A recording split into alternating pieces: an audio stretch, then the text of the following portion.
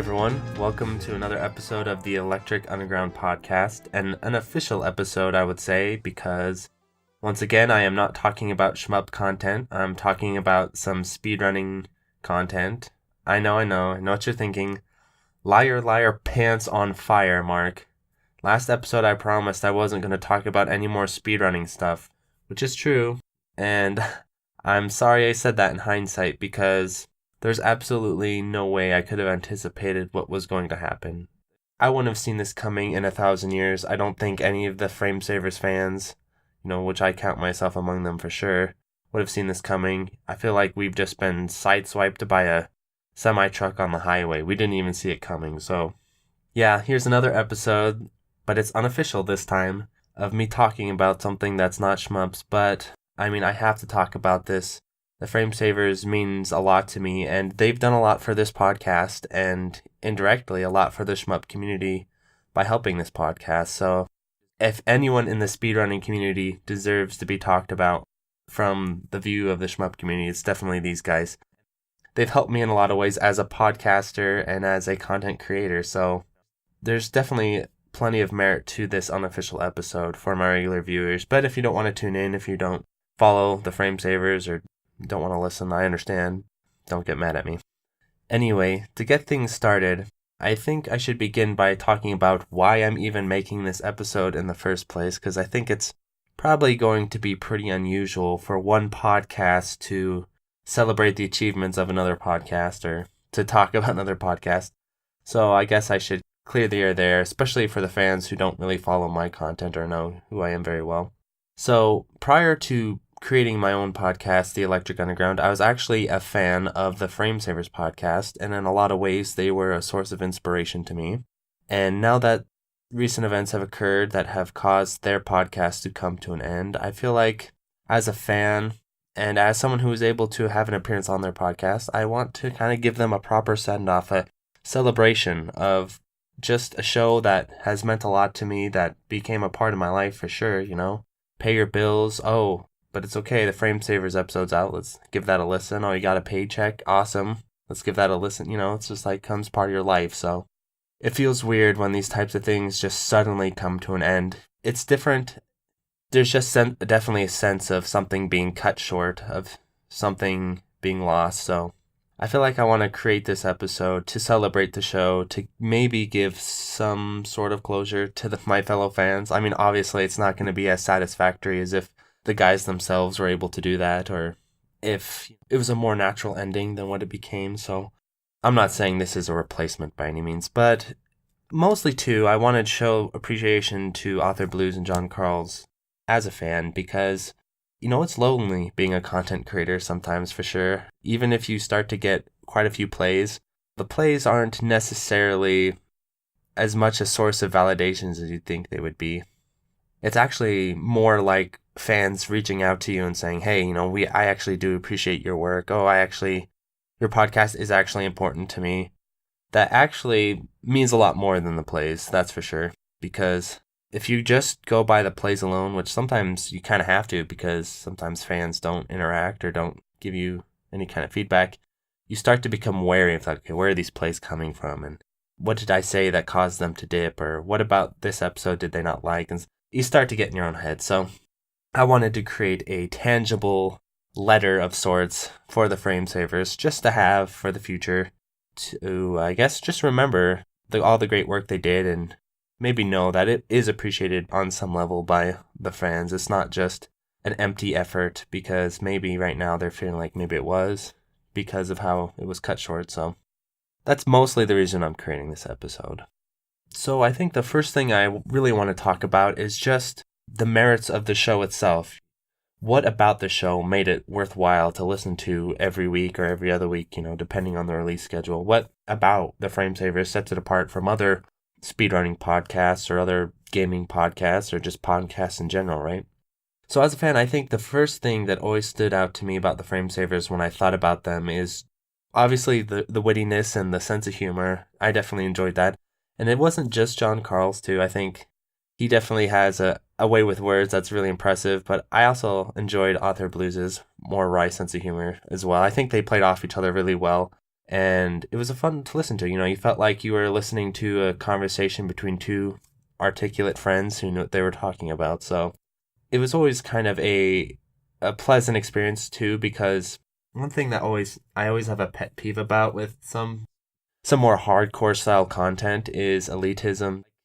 Obviously, you can be elitist, but if you sound too elitist, or I guess you sound too pretentious, it just doesn't play well. And the Framesavers always were able to avoid sounding pretentious, or they're always able to inject a sense of fun and humor into their topics, which is not always easy with speedrunning, that's for sure. I mean, when you start getting into really technical explanations of really detailed aspects of gameplay mechanics and stuff, not only can it get a little dry, but it also can get a little pretentious from time to time. But they were always really good about avoiding that and making the episodes really approachable, because what I liked about it is they brought you into each episode of the game, and they were able to not only give you an explanation of the speedrun, but also just a detailed history of the game itself and how the speedrun has shaped around the general gameplay. So you kind of got a 2-for-1 with each episode. In one part, you got like a almost retro video game review and history, and then the other part, you get the speedrun review and history. So, and they tied together really well. I think it was a really, really well thought out, clever format that even from the beginning it was solid. So I think if someone came along and copied their format, I think that wouldn't be a bad thing, but it might be hard to pull off as well. But yeah, definitely a really good way of approaching these episodes for sure. Another thing I appreciated too about the show is that each episode felt very self-contained in a good way, where there is some continuity between the episodes of what they're talking about, which is fun. But there's not a lot of like random in-jokes and stuff where if you just tuned in to the Super Metroid episode for the first time, you wouldn't be like, okay, what are they talking about? Or they didn't go on these really long, detailed rants about their personal lives and things like that. I mean, it's fun from time to time. I'm not totally against that, but I'll give you an example. I'll put another podcast in a bad light because I really didn't like this podcast, so I'm going to say it. I'm a fan of the show How I Met Your Mother, and was a podcast, I don't know if it's still going, dedicated to it. And at the start, the podcast was pretty okay. I mean, it wasn't great, but it was pretty okay. They were talking about the show and different aspects of it.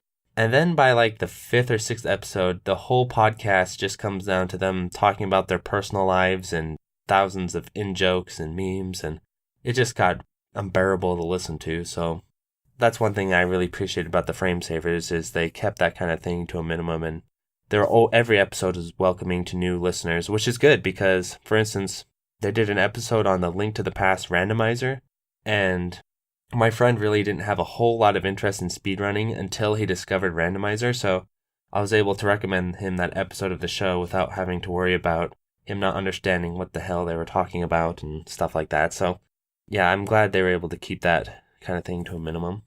Another strong quality of the Framesavers that I also enjoyed is that they didn't just limit the show to their two hosts. They would also bring in a guest host in most episodes. Not all, but in most episodes, they'd bring in a guest host that was like an expert on the speedrun of the game they were playing, which is a really cool idea because, not only is that going to give you much more detailed information and much more insight on the games themselves, they're bringing in an expert, but it also keeps the personalities from not becoming too played out, not becoming too overdone, where, you get to see how the two hosts, John and Author Blues, would play off the guests in different ways and stuff like that. And it was funny because they would sometimes have more reserved, serious guests, and you could see how the two kind of worked with that. And then you'd have more like outspoken, charismatic guests too. So yeah, it was always really fun to hear the dynamics of how they would interact with their guests. And as someone who regularly interacts with guests, I can appreciate, how great of a job they did with that, because sometimes personalities in the gaming community can sometimes be a little more reserved or a little harder to bring out energy from, or maybe to get them to kind of feel comfortable on air. I mean, that's totally normal. So they always did a really good job of that. Yeah, again, there's other podcasts. I won't name the other podcasts, but I've listened to other podcasts where they bring on a guest and then just ignore their guest or talk to the guest like 4 times and then just talk over the guest or whatever. So definitely they did a really good job keeping the guests feeling like they were a natural part of the show and like what they said mattered and like they were learning from their guests, which I'm sure they were. For me in my podcast, I learn a lot from my guests, like way more than I expect, and then sometimes way more than I could ever imagine. So that was another really cool aspect of the show, and I think they handled that really well.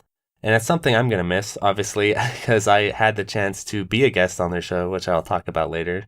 And that was a really positive experience. So I would love to share more about that as well for, people who maybe speedrunners who maybe hoped one day to be guests on the show, but never got that chance. So I could share a little bit about my experience there.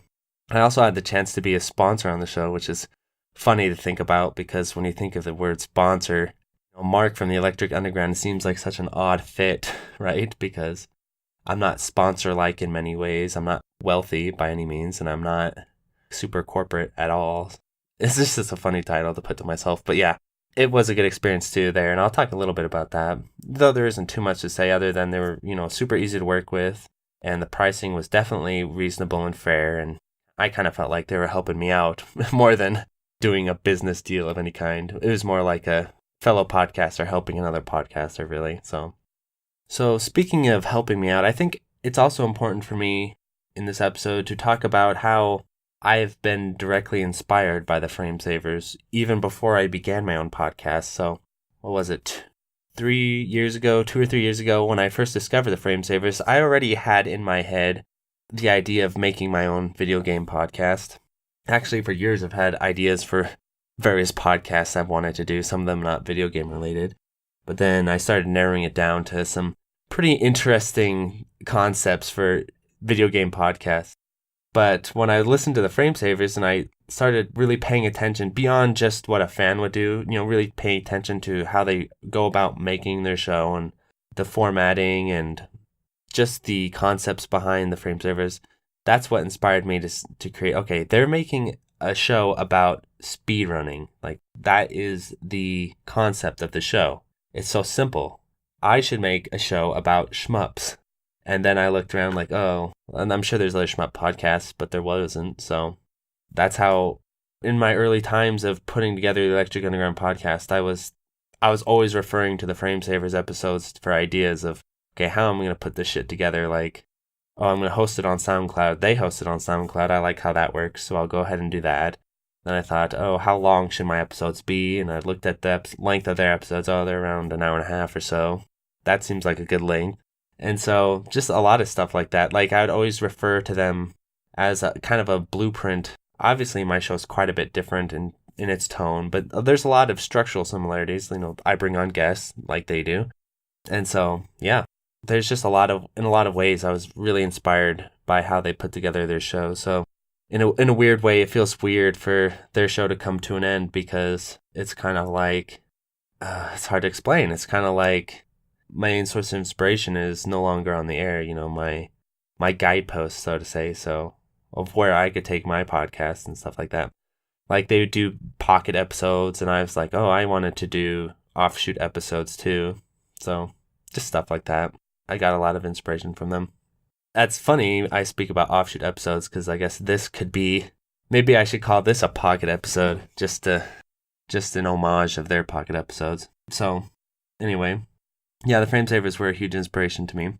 And so I guess we should get into the recent news. And obviously I don't want to talk too much about the controversy, if at all. So what I want to start off actually by talking about is my discovery of the news, how I heard about the show coming to an end. Because I think that's an interesting story, maybe a little bit unusual too. So because I'm a part of the Frame Savers Discord and I'm a close follower of their podcast, I actually heard it directly from their Discord. I didn't hear it from some kind of secondhand source or anything. I just was on my own Discord actually at the time, replying to some people on there, and then I saw a notification from the Frame Savers, and I thought, and I don't really get a whole lot of notifications from the Frame Savers. Usually it's like when a new episode's coming out and stuff like that, or if they're voting for Patreon stuff. So I was like, oh, I wonder what they're up to. I wonder if there's a new episode coming out, or so I checked on it. And what I just saw was the message that Author Blues had written about how the show was going on indefinite hiatus.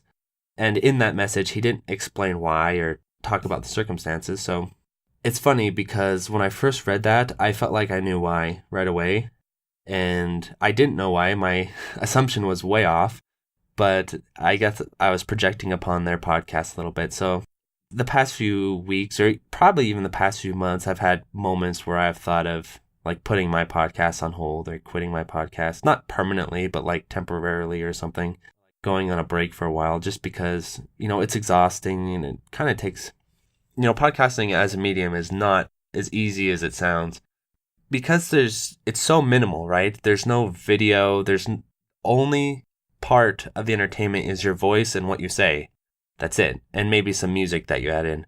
But there's no kind of video you can rely on. There's moments of silence or like dead air. They're not good. Or, too long silences are just ridiculous. And so since the content, I guess, is so minimalistic as far as what you're working with, in some ways it's, easier to produce, obviously. But in other ways, as a personality, it's harder because it demands more of you than something like doing video reviews on YouTube, which I know because I've done them. And of the two, the video reviews in a lot of ways might be a little more time consuming because you have to gather footage and capture footage.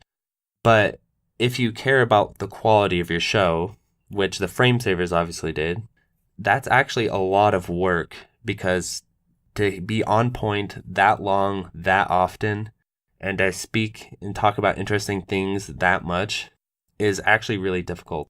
And it starts to wear on you too. And sometimes it feels like if you don't get a lot of fan response, are you just, is this just pure self-indulgence, and am I just losing my wave? Was this episode shit? It's hard to tell, stuff like that. So when I first read that announcement, I thought, oh, they just must be exhausted because there are times where I look at their content schedule over the years and I'm like, how are they even doing this? I get there's two of them and they have an editor, which I'm sure definitely speeds stuff up. But still, I was like, wow, how are they making this much content? I'm sure they're just totally exhausted. So when I read they're on indefinite hiatus, I actually thought maybe in a weird way it was good news because I was thinking, and I've seen this happen to other podcasts where they begin their careers as podcasters, but then they find success elsewhere, like larger success, and then they quit their podcast because it's so damn time consuming and you don't really get a lot from podcasts as far as fame, popularity, money, anything like that. Definitely not. So it's not a very hot medium by any means. So I thought, okay, they must have found success on Twitch, or they must have found success in like maybe a YouTube channel or in their Twitch channel. And they realized, oh, this is funner. This is easier. We're getting way more exposure. We're making a lot more connections. Podcast just is too much weight. It's too much work, not enough payoff. Maybe I don't know. I was thinking maybe they were able to do this full time now, do gaming type stuff, speedrunning type content full time. And the podcast is just slowing them down too much, ironically, right? So those were kind of my initial thoughts when I read the message. I was like, oh, that must have been what happened because they were doing a lot more stuff on their Twitch channel, and I think they were getting a lot more popularity outside of just their podcast, outside just their SoundCloud. So I was thinking that must be they must have found a way to move past podcasting and move up in the world in a way. So I thought that's what the announcement was actually about. And then when I went into the main chat and asked about it, I was sad to hear that that wasn't the case at all. So I guess what I should do is just, I don't know, I don't really want to dwell on the controversy that much. I've dwelled on the Goose controversy in the last episode, which I guess I should also explain that if you're wondering why I'm so quick on the gun here of making this episode, because, the Frame Savers podcast has barely been shut down, it's because I'm afraid if I wait too long, my post is going to get banned on our speedrun, because I did that Goose episode, and I was so nervous because I was really afraid of getting like really strong backlash or like white supremacist trolls attacking my channel and stuff, which has happened even before I made that episode. But I felt like it had to be made, and I spent weeks and weeks doing research and really articulating my thoughts, wrote like this 18-page script and outlines and just the whole nine. I did the whole 9 yards, and then I go to promoted on our speedrun, it's like, your post was removed because this topic is now banned. So I didn't want that to happen with this, because especially since this is going to be a celebration of the show, it's going to be positive aspects of the frame savers. So I guess what I'm saying is that I don't want to really dwell on the controversy with whatever happened, what that ended up causing John Carls to be banned from GDQ and the show to come to an end.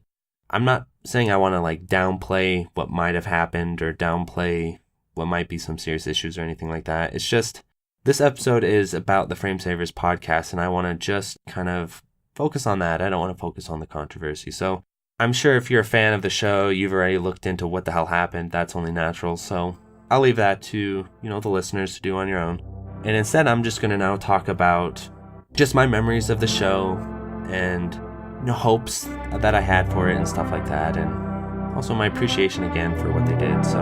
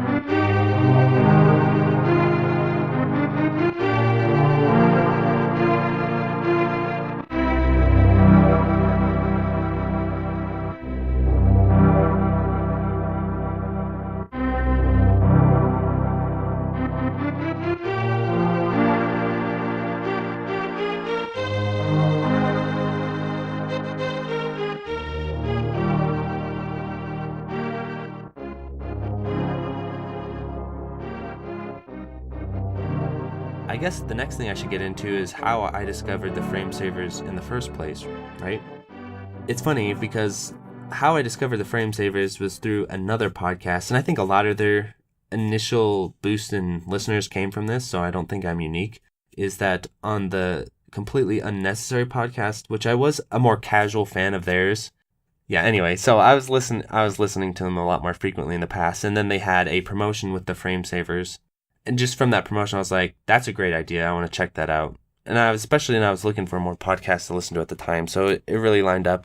And I think that was pretty early on in their podcasting career, because a lot of their like big episodes, I'd say, hadn't come out at that point. And I remember the first thing I did was I saw they were on SoundCloud, which they were the first podcast I'd ever seen on SoundCloud before. All the other podcasts had been on iTunes, and God, I hate iTunes for podcasts.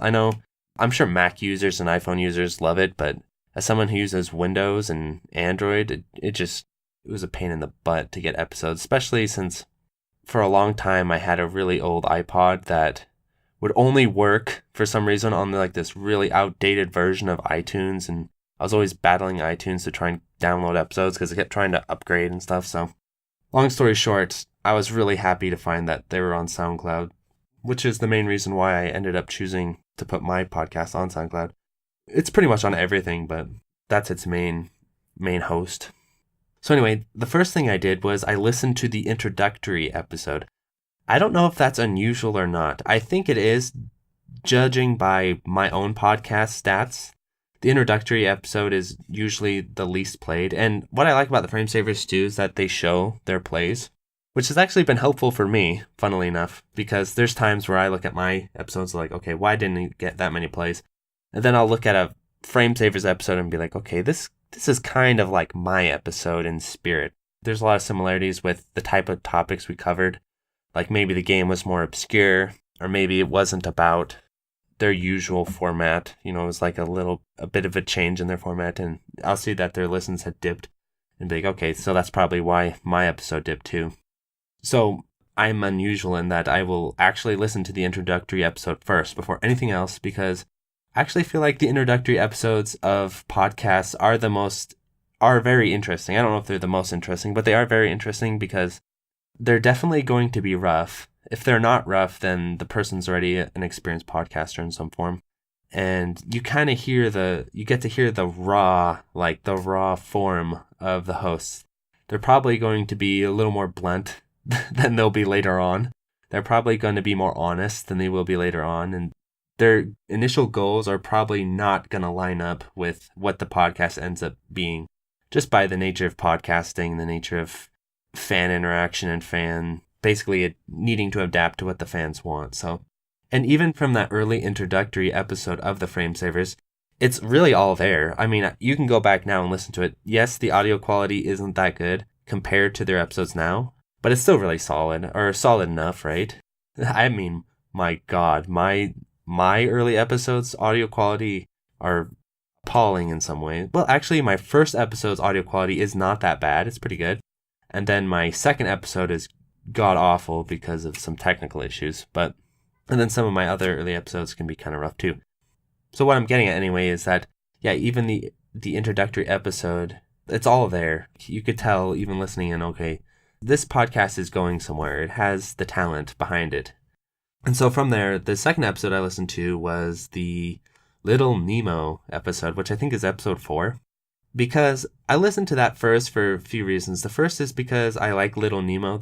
Is it a cartoon or anime? I never can tell. But the show, anyway. I like the show, and I didn't know there was a game based on it. And I was interested to hear what they would do with kind of an obscure game like that, how they would talk about it and stuff. And I think it's actually a really great episode. I definitely recommend people, newer fans, to go back and check it out.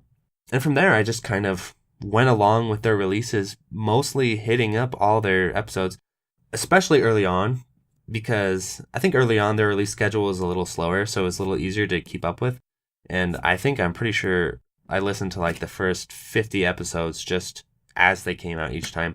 And then from there, I ended up just getting caught up in my own podcasting and falling behind here and there. But I've still been a really consistent listener of the Frame Savers. There hasn't been like a bunch of episodes that I just skipped or whatever. So yeah, and it's just been a great evolution from the beginning to where it ended. I think it's not like some podcast you listen to where there's like this weird period of, well, one of the hosts left, or one of the hosts just didn't give a shit, or maybe I shouldn't say that. One of the hosts didn't care, or just that kind of thing.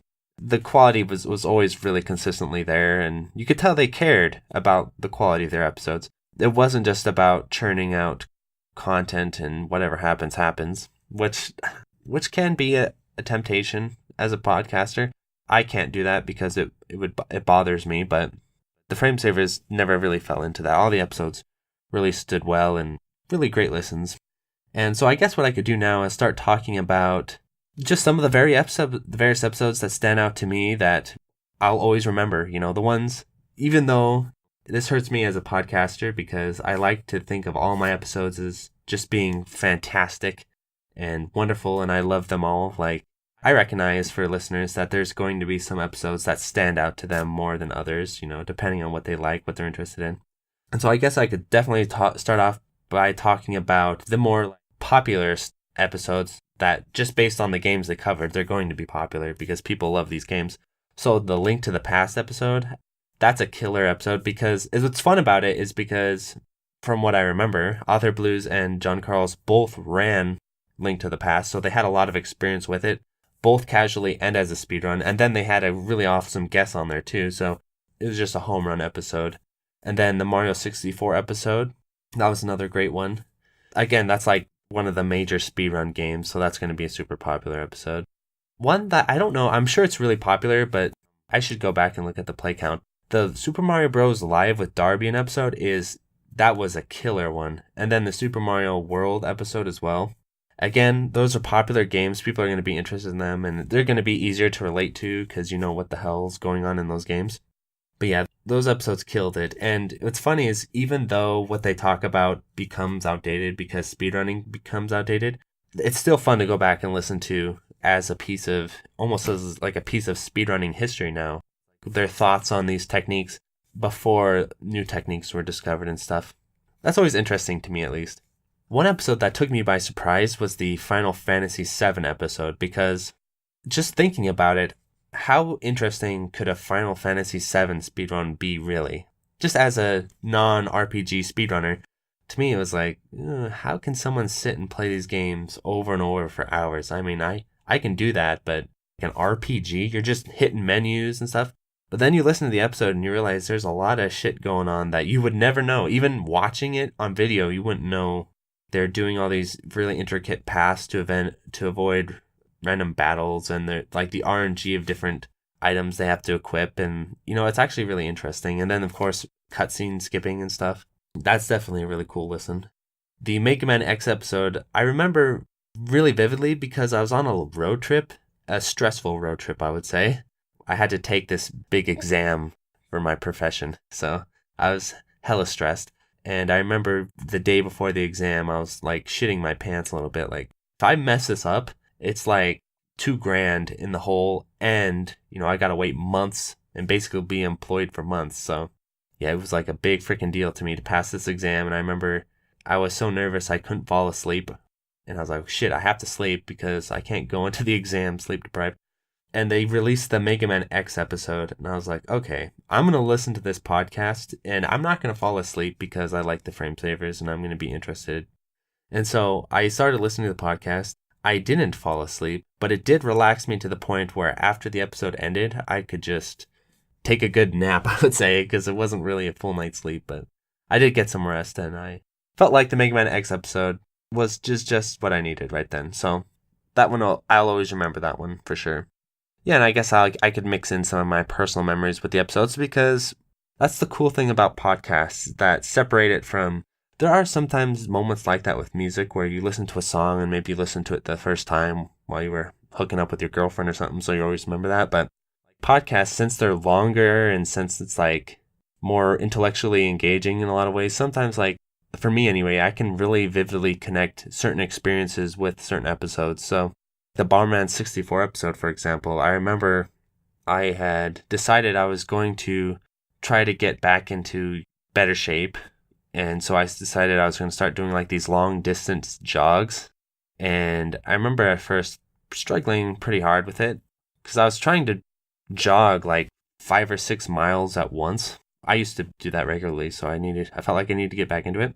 And so I decided one day I was going to do this, and I was going to make myself do it because I was going to jog 3 miles, which was kind of like my max distance comfortable, and then basically strand myself so that my only way to get home is to jog the other 3 miles back. And I decided to do this, and it was brutal. And I remember on the way back, just like, okay, I gotta listen to something to distract me, and it was the Bomberman 64 episode. So literally that episode, I just remember just trying to tune out the shortness of breath and all that with the Bomberman 64 episode.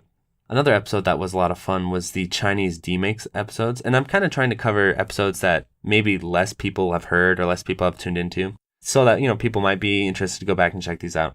The Chinese demakes, I actually knew about a lot of these demakes before the episode came out, so it was a lot of fun to listen to because I was like, oh, are they going to talk about this one or that one? And they covered most of the ones that I wanted them to talk about. So. And it's just such a fun and weird concept. So definitely check that one out. That one's actually was a lot of fun.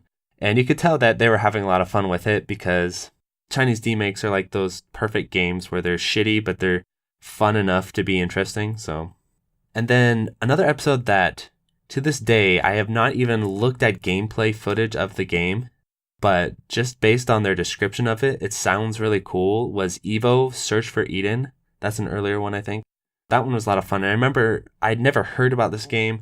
I remember listening to the episode and just trying to visualize what the hell they were talking about. So yeah, that one's really cool. And just by the descriptions, the game sounds insane. And I'm sure it's like one of those things where if I went and watched gameplay footage of it, it wouldn't actually be that weird.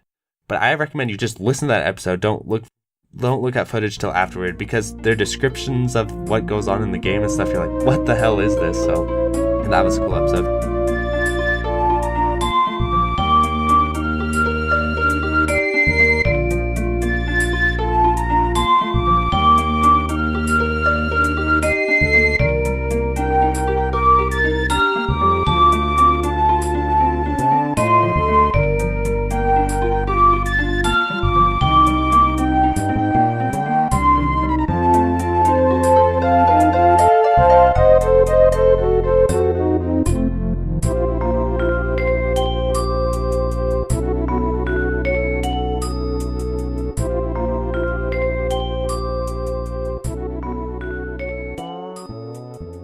There's definitely one episode I need to talk about, because I actually was thinking about sending them a message as a fan, but obviously that's not going to happen now, but I wanted them to revisit a certain thing that happened. So there was an episode they did on Dragon Warrior. It was a Patreon special episode, I believe, and it was another RPG that I really didn't have I know what Dragon Warrior is, but I never really played it and didn't really care about it. So it was one I tuned into, and I was kind of disappointed, because I was like, oh, frick, it's Dragon Warrior. Because they had voting, I wanted them to vote in a different game.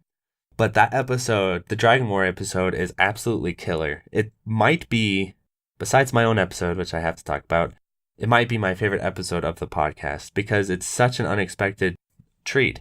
So the Dragon Warrior episode, the guest they brought on, and I kind of think it's funny, because I think the guest kind of went a little bit rogue, where the guest, I could tell, you can kind of tell maybe that before they planned out the episode, they hadn't planned on letting the guest talk as much as he did, but the guest had his own preparation in place, where he came in, and not only did he talk about the speedrun, this is actually really cool he did this, I'm glad he did. He talked about the speedrun progression of the entire game. So he took you through the speedrun history of Dragon Warrior, which is why the episode's so long. But it's really interesting, because basically the game went from being hours and hours long to being 45 minutes long. Major time cuts occurred, and so he takes you through the history of that. And I was actually thinking maybe they should start incorporating that into more episodes of the show. That would have been really cool, because people love that sort of stuff. And, with some games, that's much easier to track down than with others. So, yeah, the Dragon Warrior episode, I think, came together really well. And I know it's popular, but I don't know if it's as popular as some of the other ones. So definitely check that one out. And so I'm just going to list off some other ones that are personal favorites of mine.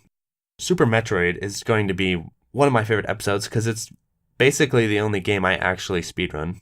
And I speedrun? What's the past tense of speedrun? I spedran? What is it? Anyway, the past tense of speedrun. Super Metroid, before I knew what speedrunning was. I think a lot of people did this because of the timer at the end, but I was serious about it, and I learned about... What's funny is a lot of people talk about all these early places for speedrunning, but one place I don't think people really recognize as being a really valuable resource was GameFAQs. I remember I used GameFAQs back in the day to learn about mock balling, to learn about blue suit glitches, and all the crazy shit you can do in Super Metroid. I learned that all from watching one bootlegish VHS tape of I think a Mexican speedrunner or some international speedrunner. And then I read about them on GameFAQs. Short charging your speed booster and stuff. I learned about that by reading some posts about it on GameFAQs. So Super Metroid's the one game that I speedrun. I don't have a killer time in it, but I don't have a shit time either. It's just kind of in the middle. Well, it's kind of shitty now because of how fast the game has advanced, but 4 years ago is a pretty decent time. So yeah, that one was definitely cool. And they brought on Zost, who I think's a awesome speedrunner for Super Metroid. Definitely the person, if I wanted someone to come on the episode as a guest, I was happy it was him. So even though there are a lot of amazing Super Metroid speedrunners. And so then another great one that took me by surprise was the Donkey Kong Country episode, because I think it's the only episode without Author Blues in it. Instead, they have Spike Vegeta, I believe, filling in for him. That one was really good.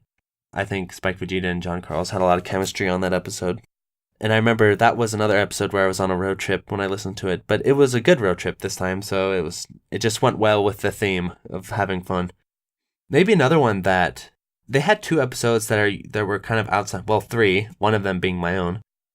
one episode called The Death of Speedrunning that I think Author Blues did, where he talked about a lot about the history of speedrunning and stuff, and basically addressing some of the concerns people had about speedrunning coming to an end and stuff. That one is really good. I think that was one of the episodes that really showed how much knowledge these guys have about speedrunning, that they're not just some Joe Schmoes just talking about it, that they have a pretty extensive background. We're Esports Now is another really cool episode where they talked about how speedrunning is getting picked up in the esports scene, which is not the type of topic they would usually cover, but I'm really glad they made that episode because I thought it was really interesting.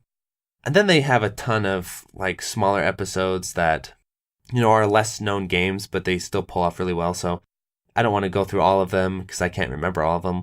One that I remember because I just thought it was really fun and funny was the Star Wars episode. And I remember can't remember what I was doing when I listened to that one the first time. I think I was cleaning the kitchen at like midnight or something because I was supposed to, and I put it off all day till midnight. And I was like, oh crap. So then I was listening to the Star Wars episode when I was doing that. And then, of course, we got to talk about the best episode in Framesavers history, the episode that I'm pretty sure revolutionized speedrunning, revolutionized everything, which is the episode I appeared on, the Dodonpachi score glitch. Yeah, check that episode out, of course. I'm going to say that because I was a guest on that episode.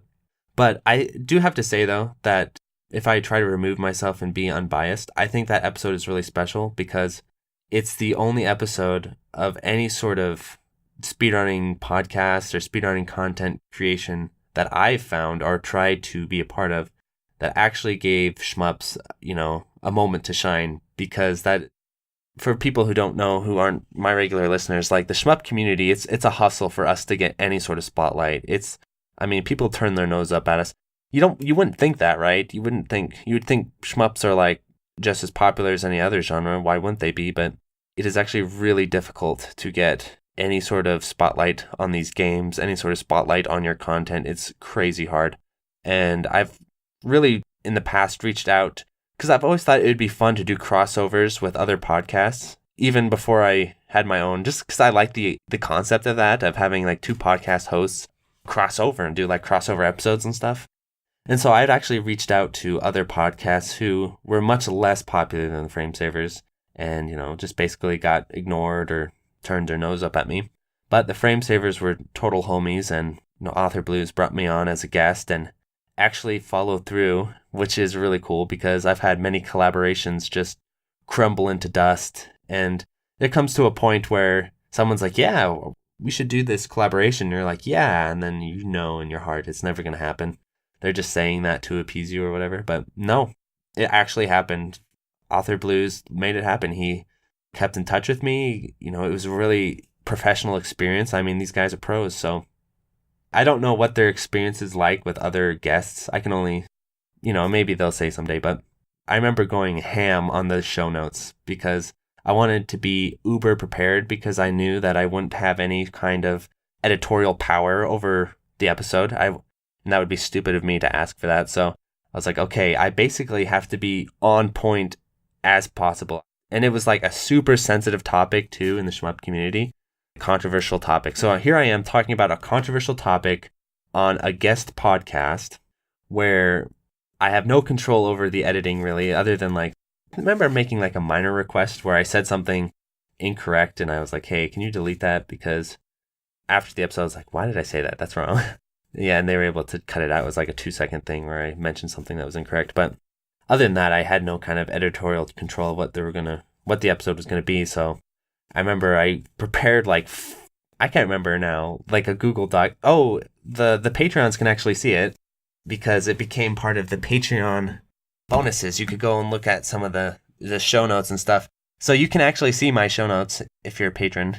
I don't know if that, with the Patreon shutting down, maybe you can't. So if you can, if it's still open when you hear this and you're interested, yeah, you can go back and check those out where I just go ham and just type up all these different, almost like a script of the episode because I didn't want to forget anything or misspeak. And you can tell when you listen to that episode at first, I'm kind of nervous because, yeah, it was like my one shot. I felt like I had the entire shmup community on my back. It's like, okay, Mark, this is it. If I screw this up, it's over. So, but I think it went well. I obviously could have been a little better, but I think it went over really well. I think it's a really solid episode, and I definitely something I recommend, and I'm talking about it now too because I just wanted to say that for people who didn't get the chance to be a guest on the Frame Savers and wondered what it might be like. I'm sure it's going to be different from guest to guest depending on how well they know the guests and stuff. But for me, since it was a pocket episode and just me and Author Blues, I can't really say what it'd be like to be on like a main episode. But the pocket episode I was on, it was really impressive how professional and prepared Author Blues was too, because you never know what people are actually like outside the mixing. But yeah, definitely he did a really good job relating shmups to the speedrunning community and helping me communicate those points. So that's an episode I think that I'm proud to be part of. On my little resume of shit I've done, I always put that episode in there. It's like when I'm trying to approach guests or people to come on my show for interviews, sometimes I have to like submit a little resume of stuff I've done. It's like, oh, I've interviewed this person, I've interviewed that person, I've interviewed this person, and I was a guest on the Frame Savers, and they're like, oh, cool. So yeah, I'm proud of that.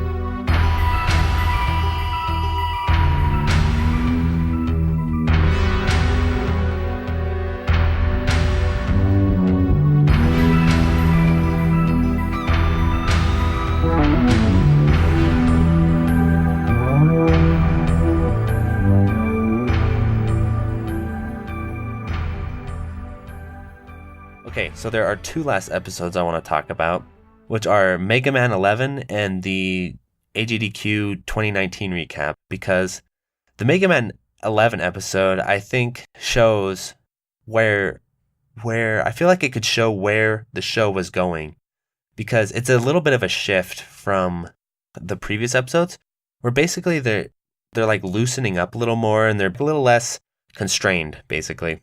And I think it was actually working really well. And I remember listening to that episode, and I didn't really care for Mega Man 11. I mean, it's not a bad game or anything, but it wasn't like a big release for me or anything. So, yeah, I tuned into that episode, and I just really enjoyed it.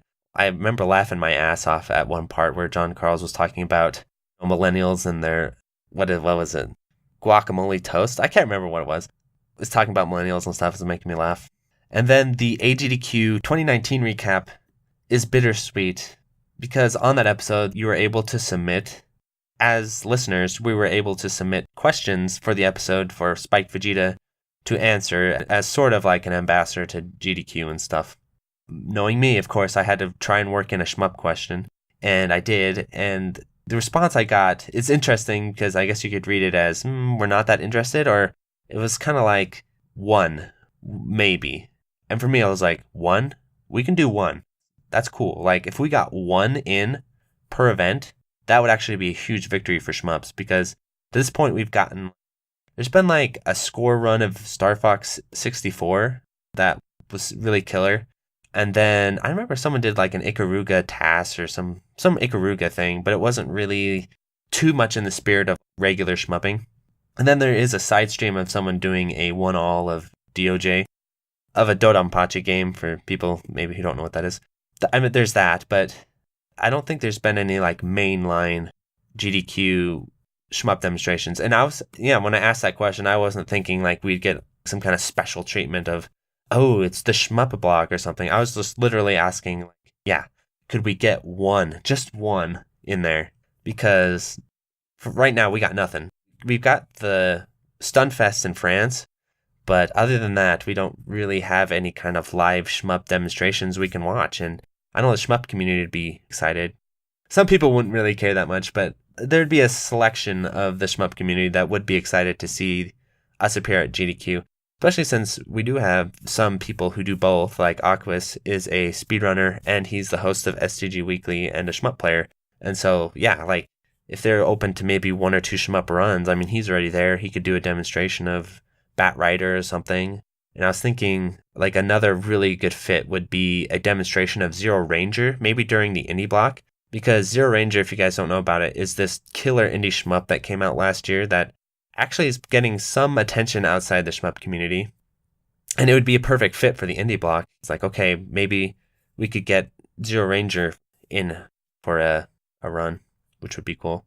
But, now that the frame savers are over, they were kind of like my way into the speedrunning world, or like a connection. I don't know how far that connection went, but at least some sort of connection to the speedrunning world that helped me out a little bit there. But yeah, it's a shame that's over. And it's sad too, because in my heart of hearts, like, there's times where I'm thinking about the score glitch of Dononpachi, which still has not been discovered, and kind of unwinding and uncovering clues and working on different theories of what it could be and stuff. And a lot of people in the shmup community are like, this is a cool idea, but probably not going to happen. But in the back of my head, I'm always thinking like, oh, but if I got that glitch figured out, wouldn't it be cool to come back to the frame savers as like a sequel episode to be like, yeah, we found the glitch, here it is. But now that the podcast's over, that's never going to happen, which is really sad, because that would be like groundbreaking for the shmup community. Maybe that's a bit of an overstatement. It'd be a groundbreaking for the Dononpachi shmup community, which is like 6 of us, but still, it'd be killer. So yeah, I'm sad that opportunity will never happen, even if I do discover the glitch, which is sad. So I guess, what else is there to talk about? I've rambled into a mic for a long time. Hopefully this has been a fun listen, a fun reflection. Maybe you've had your own memories of these episodes and what episodes stood out to you, and maybe something fans can talk about with each other, so that the Discord isn't just overshadowed with the sad news of the show coming to an end. That, maybe this episode, my hope is that this episode brings some reminder of what a great show it was, and appreciation for what a great job Author Blues and John Carls did. And I don't know if the podcast will ever return in the future. Just by what it sounds right now, it sounds extremely unlikely. Indefinite hiatus, it sounds like some Mars Volta stuff, if you're a fan of the Mars Volta. It could happen, but it's extremely unlikely. And just by the other things that have been said in the Discord about archiving the episodes and stuff, it's like, ooh, archiving them, that's like putting them away. So yeah, it is sad. And I know a lot of the fans, Discord, on Reddit and stuff, where I've read different comments and stuff, have been really disappointed. But there's always 150 tracks. You can look at the SoundCloud. Exactly 150 tracks. They made it that far, which is extremely impressive. Very few podcasts go that far, that long, and are that good the entire duration. It's like, there's some TV series like that and stuff, but they're pretty rare. So I'd just like to, I guess, end this episode by saying thank you once again to John Carls and to Author Blues and to all their guests too, because they were definitely a part of the show, for a really great podcast. It feels like for me, it's going to be a while before I really accept that the show's over, like, in my brain. Because part of me, okay, there's one last thing that's kind of funny. So since I have my podcast on SoundCloud, but I was a fan of the Frame Savers for years before my own podcast, what ends up happening is whenever I type SoundCloud into Google, I immediately go to the Frame Savers podcast first. I don't go to my own. So maybe that's actually helped them a lot with searchability, me logging onto their page like 3 or 4 times a day sometimes when I need to log into my own SoundCloud account. So yeah, their page is actually my SoundCloud front page. So whenever I type in SoundCloud, it goes to the Frame Savers, and then from the Frame Savers, I go to my own podcast. So it's going to be weird that from now on, when I log on to SoundCloud, that page is going to be static, and it'll be a sad day when that page is no longer there and I just have to log on to my own podcast. So anyway, thanks for listening, you guys. Sorry if it's a little rambly. This is just from the heart, no script. I tried to do a script, but I just wanted to speak from the heart, and so I'm hoping it did, and I'm hoping that this episode doesn't come across like I'm some kind of sick vulture just trying to get plays or something, because if it makes you guys feel any better, my podcast is not going to benefit from this episode, because I doubt I'll ever emerge from the underground. I have a very small audience, and it'll probably stay that way. So thanks for listening, everyone. See ya.